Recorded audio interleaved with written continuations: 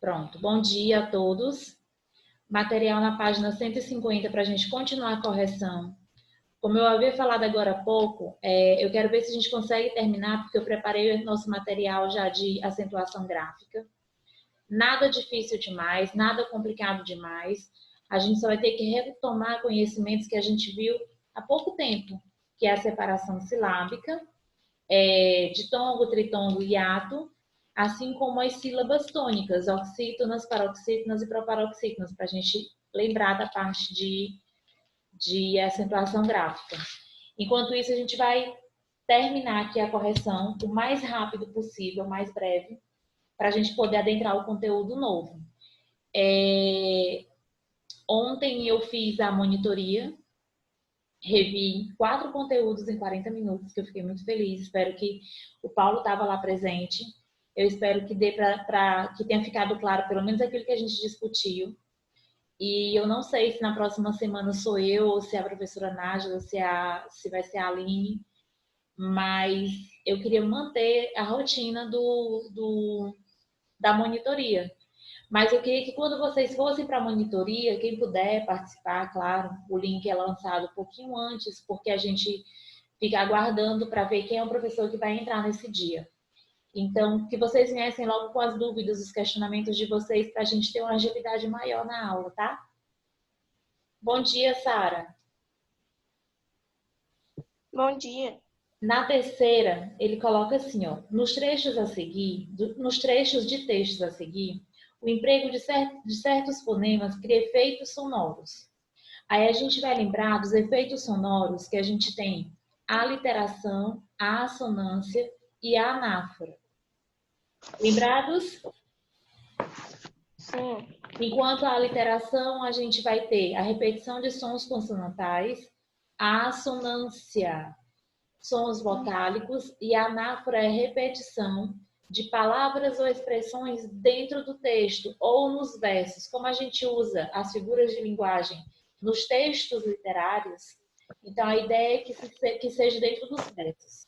Na letra C, ele diz assim, ó, aí o rio Paquequé lança-se rápido sobre o seu leito e atravessa as florestas como o tapir, espumando, deixando-o pelo espaço, pelas pontas do rochedo, e enchendo a solidão com o estampido de sua carreira. E a molinha aí, eu vou fechar. Ele não quebra? O que é que eu tenho aqui?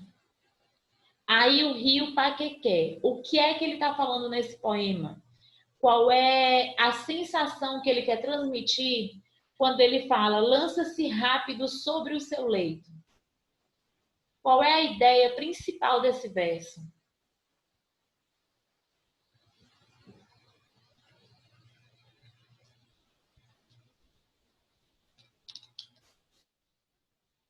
Não é o movimento do rio? É o percurso que o rio faz? O leito é a margenzinha que a gente tem do rio. Qual é a figura de linguagem que está presente aí? Qual é o efeito sonoro?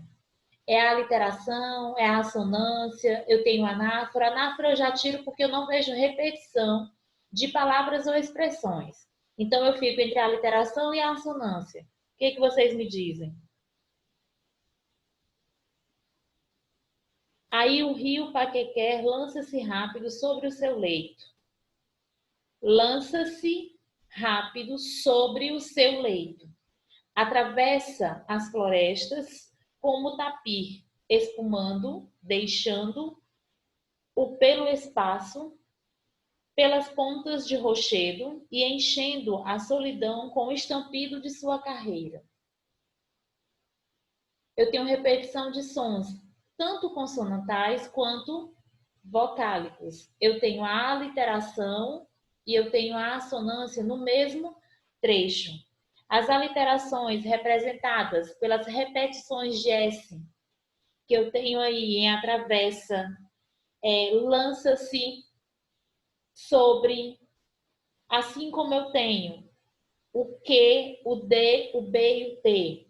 Quando eu falo de espumando, deixando pelo espaço, pelas pontas do rochedo, Tem também nesse CH o som do X, tá? Esse dígrafo que eu tenho do encontro do C com o H, o sonzinho é de X, então é um som consonantal. Então, coloquem aí que eu tenho tanto a aliteração quanto a sonoridade das vogais também. Por quê? Eu tenho I, aí, rio. Eu tenho E aberto. Lança-se sobre seu leito. Atravessa florestas. Eu tenho o an nasal no tampi, espumando. Estampido, que é o som, o encontro do A com o M, eu tenho o dígrafo vocálico, porque o som é nasal. Não esqueçam desses pequenos detalhes para a gente poder fazer análise dos textos, tá? Tudo bem? Letra C? Sim. Letra D. O cipreste inclina-se em fina reverência. E as margaridas estremecem, sobressaltadas. A grande amendoeira consente que balancem. Suas largas folhas transparentes ao sol. Misturam-se uns a outros, rápidos e frágeis. Os longos fios da relva, lustrosos, lisos cílios. Esse aqui não tem nem o que discutir. Primeiro que é o barulho do vento. Inclina-se em fina reverência. Igual a quem eu sei, que eu acredito que todos vocês devem ter ido, em Luiz Correia e tenham visto a árvore penteada, que na época que teve uma novela, eu acho que foi das Cheias de Charme, se eu não me engano, que aparecia essa árvore que ela é toda inclinada para o lado do vento. Quando olharem para esse poema, pensem nessa árvore penteada. Vocês conhecem ela? Sim. Pronto. Então, aqui, o poema está falando sobre o vento. O barulho do vento passando por entre as árvores. Quais são os sons que mais se repetem nesse verso? Tiro a anáfora porque eu não tenho repetição de expressão nem de palavras. Quais são os outros dois que me sobram?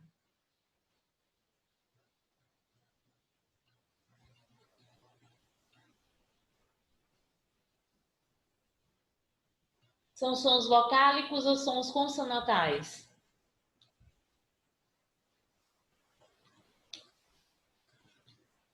O cipreste inclina-se em fina reverência, e as margaridas estremecem sobressaltadas. A grande amendoeira consente que balancem. Suas largas folhas transparentes ao sol misturam-se uns a outros, rápidos e frágeis, os longos fios da relva, lustrosos, lisos cílios. Aliteração. Repetição de sons consonantais, principalmente quando eu tenho esse som de C, de S, F, V e SS. Certo? Eu vou acreditar que sim, gente.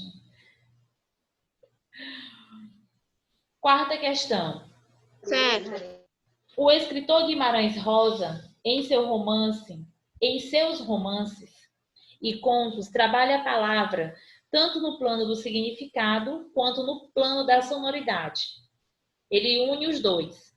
O sentido que ele quer e o som também para dar essa musicalidade aos poemas e aos contos.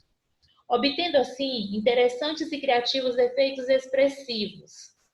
Leia um trecho do conto O Burburinho Pedrez. As ancas.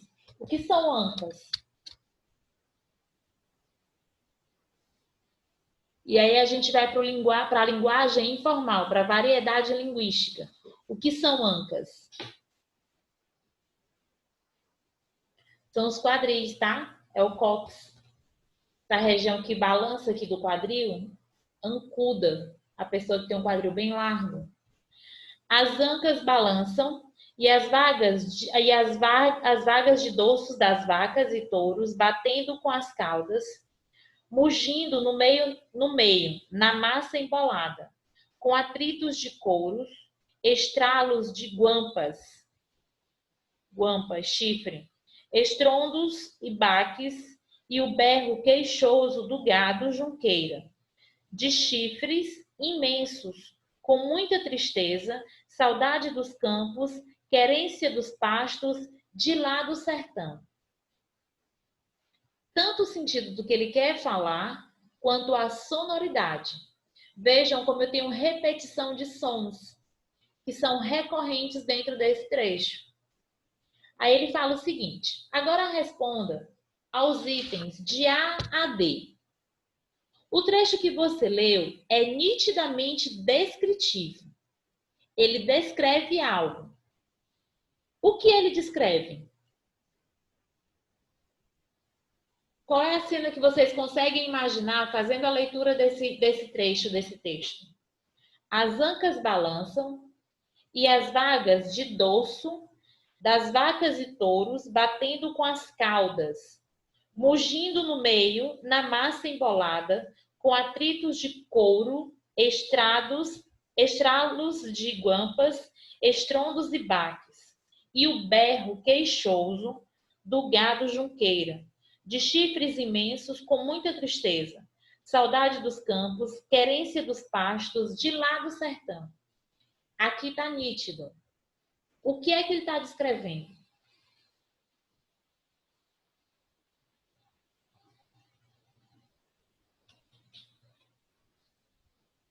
Coragem, meu povo, vocês estão aí? Ó, na última vez que eu conversei com a Adriana sobre as aulas online, eu disse assim, ó, eu fico muito preocupada com a participação dos alunos. Os meninos que são menores, eles tendem a participar mais, porque eles não conseguem se conter. E, por um lado, realmente eu gosto disso. Enquanto vocês, eu nem sei se vocês estão aí de verdade.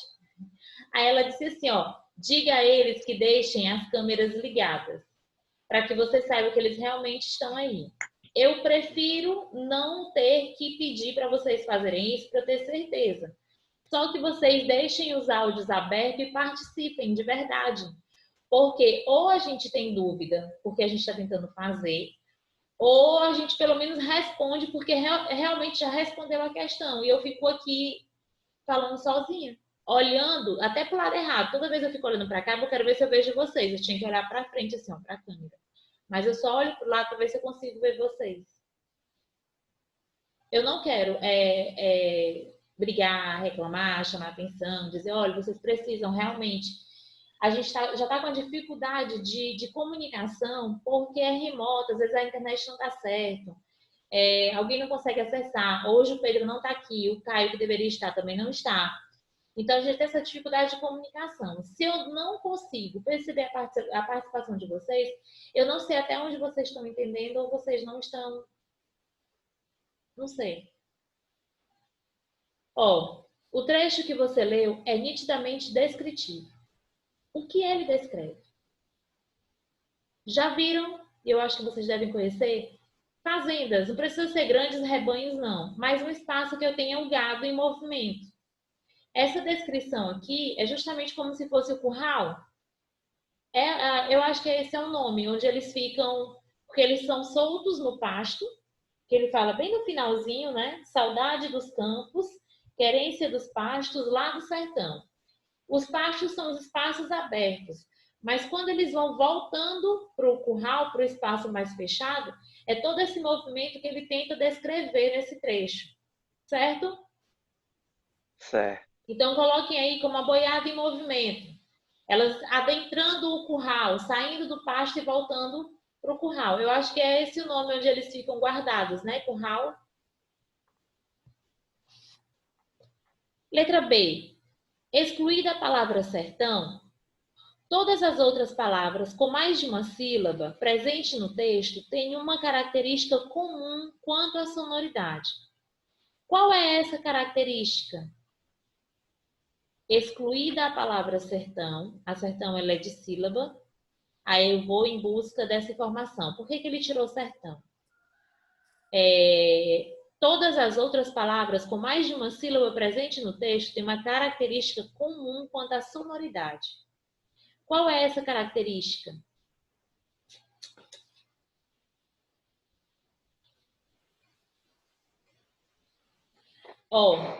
Detalhe.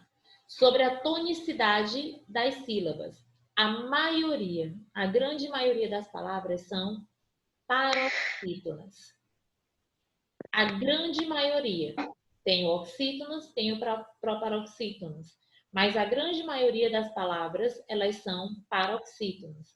Então, tirando o sertão, que é uma palavra oxítona, sertão é onde eu me prolongo mais, é na última sílaba, portanto, é a última sílaba tônica.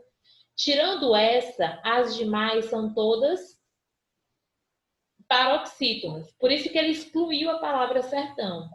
Porque no meio dessas características que ele tem, que é comum a todas as outras, ele tira sertão, que é oxítona.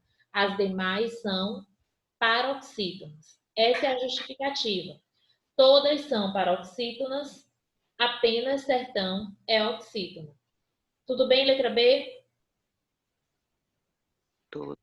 O aspecto sonoro, letra C. O aspecto sonoro, referido no item anterior, exerce alguma influência no ritmo do texto? Sim ou não?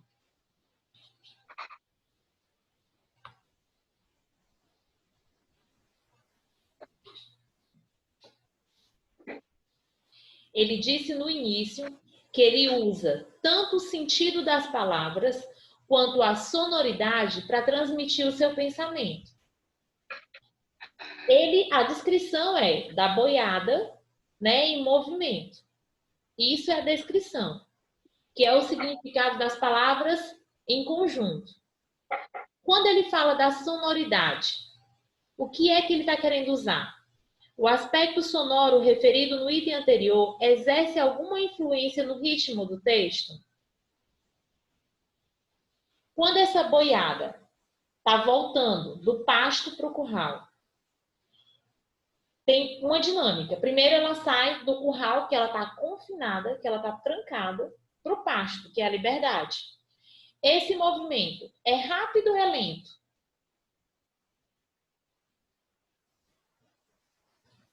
Rápido. É rápido. É a mesma coisa a gente abrir o portão e o cachorro sair correndo. Para ele sair, é a liberdade, ele sai em disparada. Mas quando é para voltar, é o retorno dele do pasto para o curral. Ele vem rapidamente, assim que é chamado, ou ele vem lentamente. Por isso que ele é tangido. Eu ia falar açoitado, mas açoitado é quando ele apanha. Nesse caso, eles vão só o vaqueiro, né, a pessoa responsável, vai tangendo esse gado. Ele vem bem devagarinho. Então, o movimento é de cadência. O que é a cadência? É um movimento que ele é regular e ele é lento. É isso que ele quer dizer quando ele fala assim, ó, o autor se utiliza tanto do significado quanto da sonoridade para dar ritmo ao que ele está falando, ao que ele está querendo mostrar. A cena descrita nesse caso. Então, na letra C, ele fala assim, ó, a repetição na extensa série de palavras contribui para marcar a cadência do texto, sugerindo o ritmo compassado e lento do monótono do caminhar dos animais que formam a boiada. Quando ele sai do curral para o pasto, é um movimento rápido, intenso. Quando ele volta do pasto para o curral, já é um movimento mais cadenciado, mais lento. E é isso que ele quer mostrar com a sonoridade do texto. Certo? Letra D. Além do próprio significado das palavras, que outros recursos Guimarães Rosa emprega para realçar a expressividade de cada escrita? Até as perguntas, elas têm figuras de linguagem assim, aos nossos ouvidos. Eu não sei se para vocês, quando eu faço a leitura, tem essa percepção. Mas tentem vocês fazerem para perceber que até nas perguntas eu tenho uma figura de linguagem. além do próprio significado das palavras que outros recursos Guimarães Rosa emprega para realçar a expressão da cena descrita. Ele faz uso de quais figuras de linguagem para realçar todo esse movimento do texto?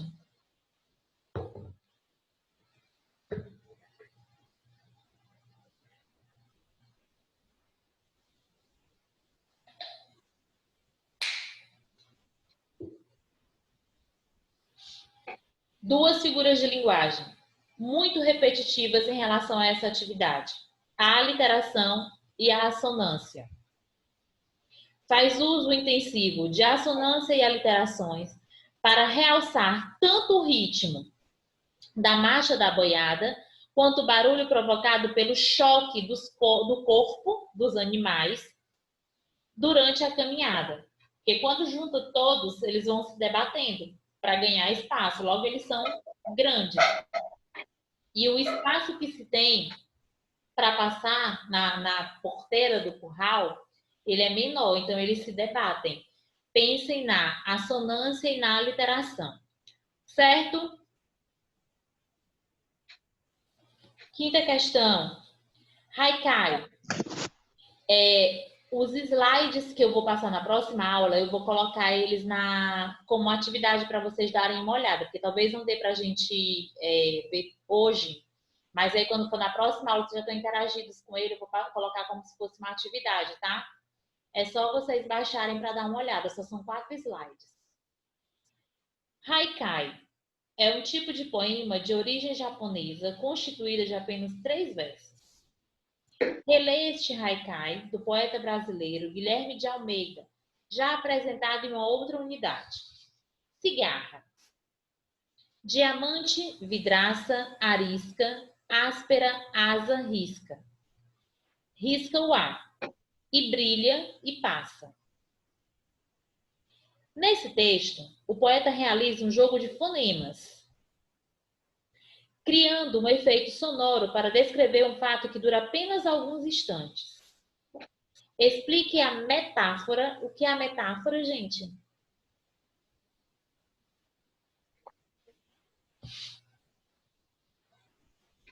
Nas figuras de linguagem, o que significa uma metáfora?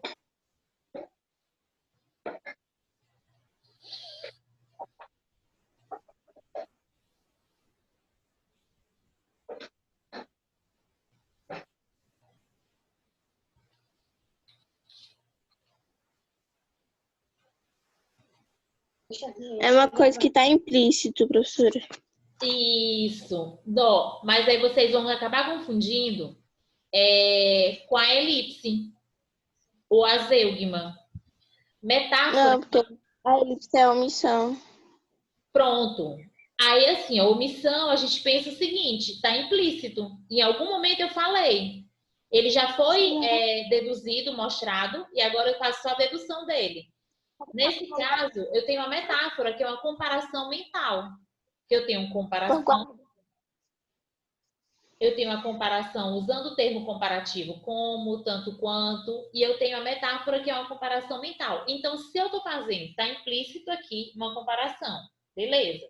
Nesse raciocínio dá para entender. E qual é a comparação que ele faz aqui?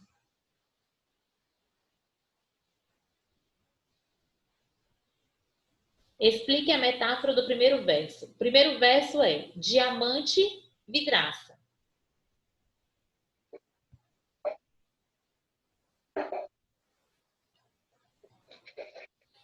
Qual é a comparação mental que ele faz aqui?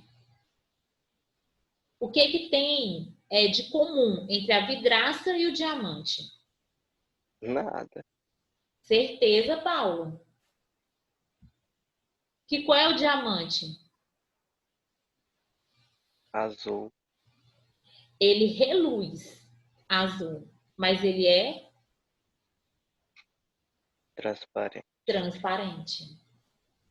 Porque quando a gente faz aquele movimento de girar ele reluz. É como se ele fosse um furta-cor. Mas ele é transparente. E a vidraça é o quê? Também é. Também é transparente. Então, a comparação que ele faz aí O diamante é uma alusão à transparência, igual à vidraça. Os dois são transparentes. E ao brilho das asas de uma cigarra. Eu nunca vi uma cigarra, né? Então, Não. eu não, Nunca cigarra vi. não.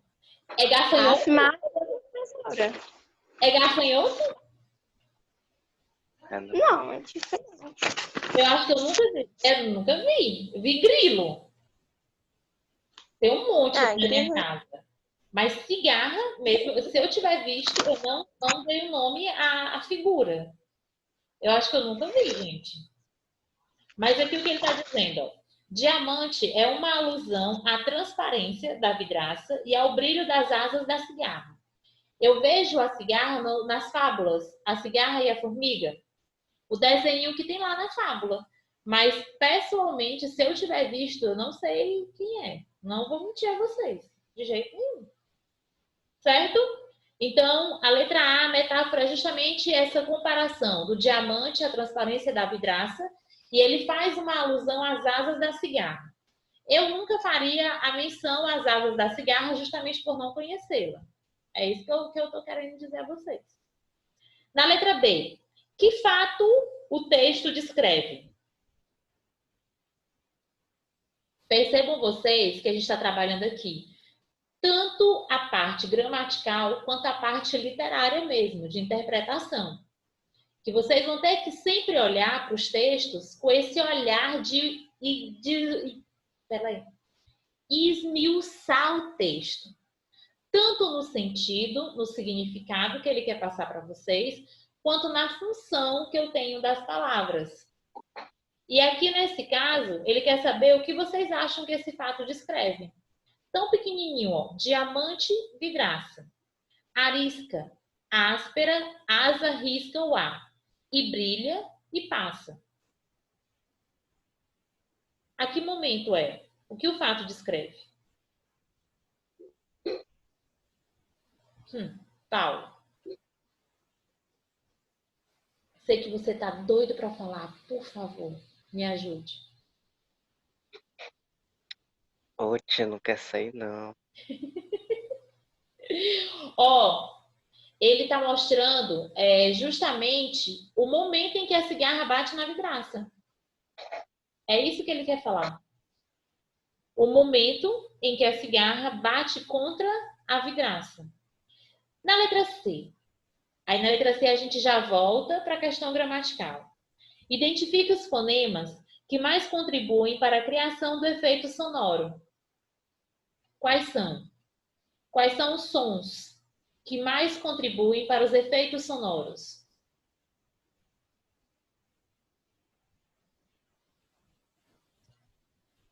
Diamante, vidraça, arisca, áspera, asa, risca o ar. E brilha e passa. Quais são esses sons?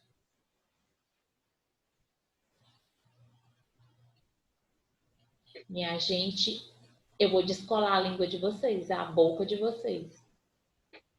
Professora, eu tô sem livro. Tá um pouquinho difícil de acompanhar. Você está sem o livro? Não tenho livro, não. Ó, nas próximas aulas eu vou tentar printar isso daqui e colocar nas nossas atividades. Só que o ruim é que vai respondido. Porque eu não tenho mais espaço para baixar livro. Todo o material do objetivo que a gente não conseguiu receber ainda, porque estava aqui, foi para aí, agora a gente não tem como pegar, a gente está baixando. Principalmente do Fundamental 1, então eu não tenho espaço, mas eu vou dar um jeito, tá? Para você não ficar desse jeito nas aulas. Ó, mas eu tô lendo. Se eu tô lendo, pelo menos o som eu tô repetindo.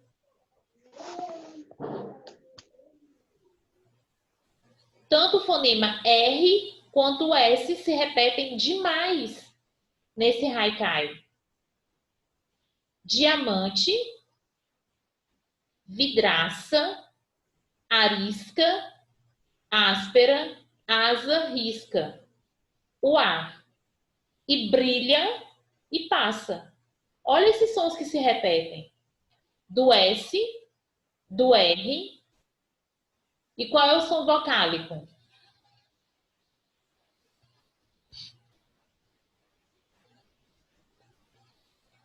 Do Ezinho, tá? O E aberto.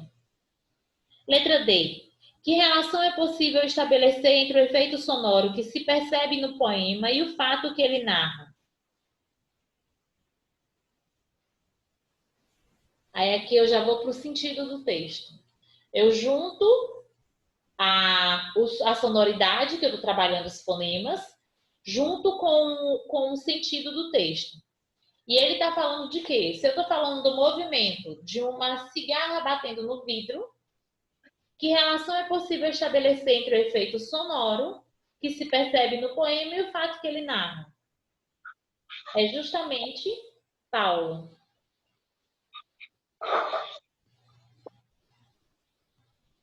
Ó, a minha telinha, ela tem uma bordazinha colorida. Aí ela, quando alguém abre o áudio, ela muda de posição. Aí eu consigo, às vezes, perceber quem quer falar alguma coisa. Paulo, por favor.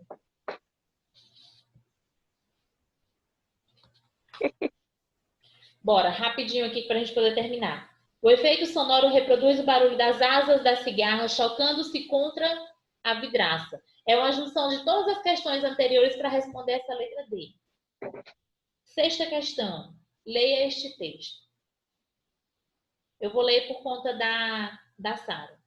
Se alguma dúvida paira ainda, depois dos últimos acontecimentos sobre o caráter e a natureza do Mercosul, a Copa Libertadores está aí para ajudar a dissipá-la.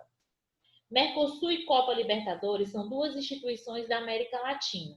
Atuam em ambientes diversos, cada qual com os próprios personagens e os próprios instrumentos, mas se unem na essência. Uma espelha e explica a outra. Os locutores chamam de espírito da Libertadores, o conjunto de eventos que caracterizam o torneio. Eles dividem os times entre os que têm e os que não têm espírito da Libertadores. Classificam as partidas mais tomadas pelo afã sanguinário dos contendores como típica das Libertadores e se animam com isso. Os jogadores se estraçalham em campo, a plateia o Lula, e os locutores entoam, é o espírito da Libertadores.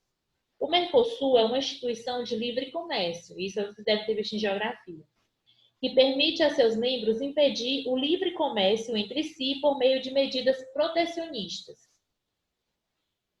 Quando as medidas protecionistas não bastam, inventam-se papéis necessários à circulação das mercadorias e bloqueia-se a passagem de caminhões nas fronteiras. É o espírito Mercosul. Comemoraria o locutor, se locutor houvesse como há no futebol. Letra A.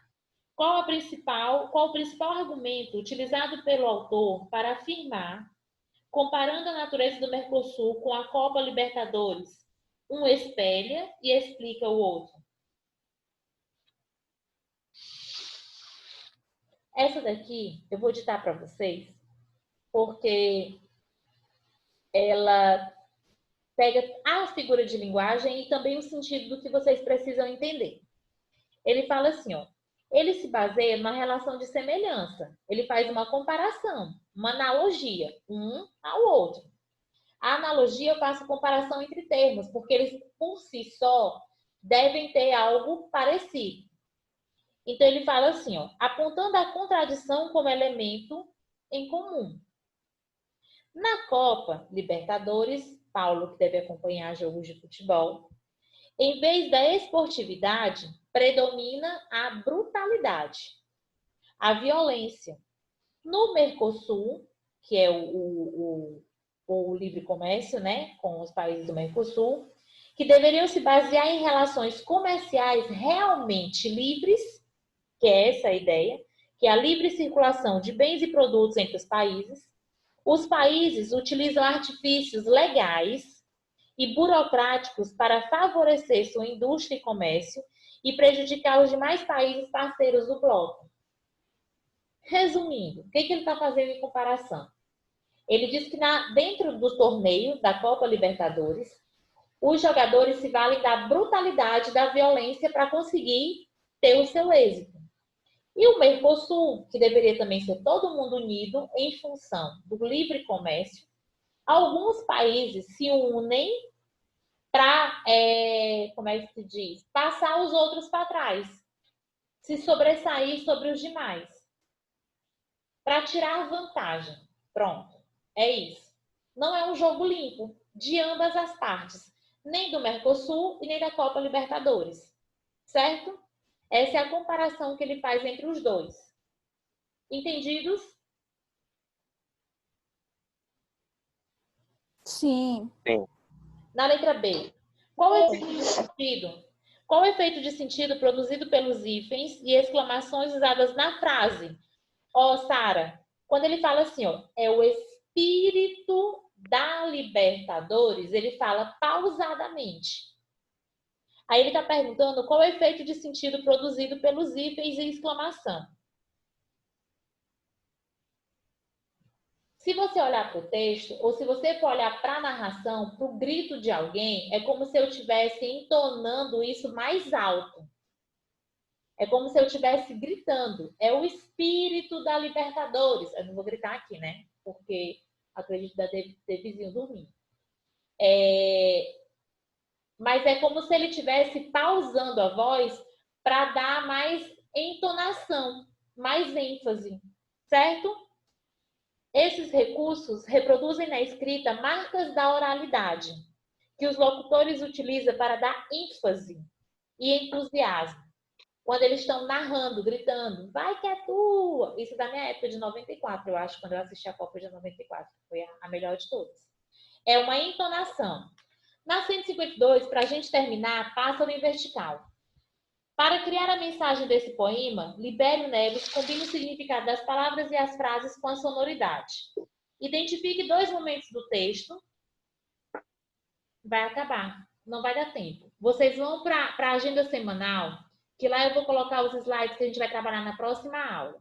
E vocês já vêm com o material, com o 360, que é esse aqui mesmo, lá na página 153. Já deem uma olhada e eu vou colocar a agendinha de vocês lá para